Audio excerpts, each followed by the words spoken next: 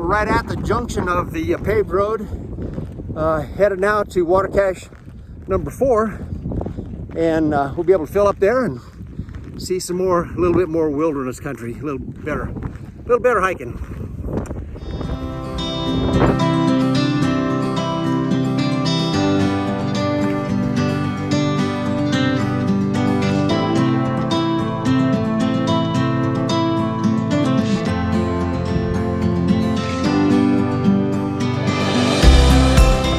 This is probably the biggest year we've had on the trail ever, maybe. Oh, that's awesome. Yeah, so last year had about 100 plus. Wasn't very many.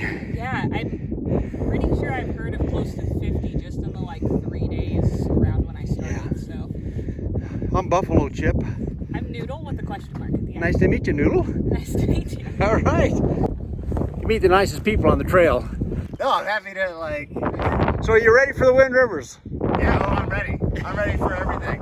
Here we go. I'm ready for mountain lions. I got my poles ready. I'm gonna keep them at a length, and then when they come, just Introduce yourself. 70-pound hammer. Oh, I was sure you're going to be a ninja hiker, but you're the 70-pound hammer, huh? Yeah. Awesome, man. It's good to meet you. That was a 70-pound hammer was his name. He said he got his name because when he did the Appalachian Trail last year, when he started, his trail weight was 70-pound pack.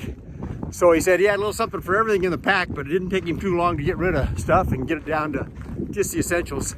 Well, every pound makes a difference around here, and as most folks know on the trail, you try to keep it down around 20 to 30 pounds with food and water if possible, which is not an easy thing to do, but it sure makes a difference with the miles. Anyway, it was fun chatting with him. On down the trail we go.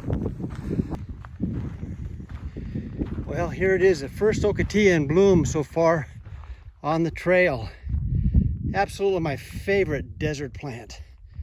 I just love these little guys in the springtime. You don't want to try to hug one though. They've got some seriously gnarly spines on them. Tree huggers beware. It's the first good view of Lordsburg for people headed north, and the last view of Lordsburg for those of us heading south.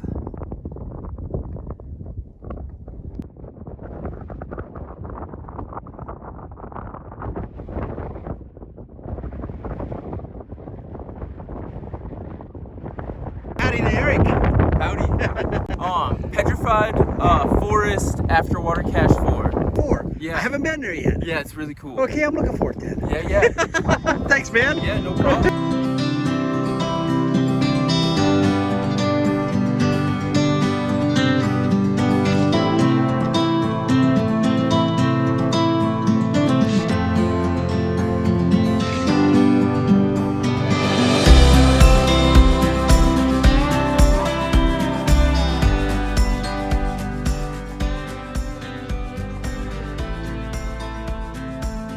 Goodness, we've come upon a desert garden.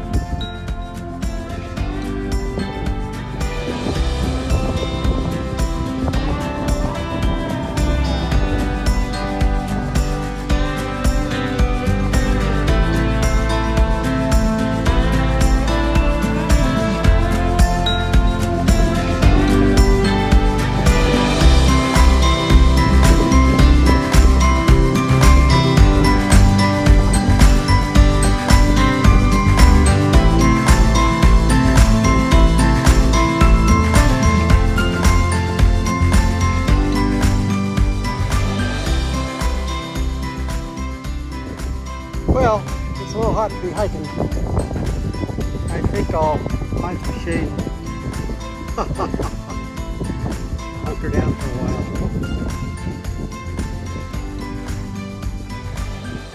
Well, I made it down to water cache number 5, set up my umbrella, letting the day cool off. I had the good fortune of meeting Jabba, the hiking Viking, former Marine as well, and I had a nice chat with him, great guy. Temperature continued to be high. I waited as long as I could, headed on down the trail to the next water cache, which was 12 and a half miles away. I went down a couple miles. I was having to use my water to cool my body because I was getting a little heat strokey. So when I realized I didn't have enough water to get to the next cache, I turned around, headed back to the cache I just left, and rewatered and headed back to town. You know, there's a notion for desert hikers that one should never hike to water. You should always hike from water, and to stay healthy and well. And I adhere to that policy when I'm alone in the desert. So I had a great hike. It was a wonderful hike.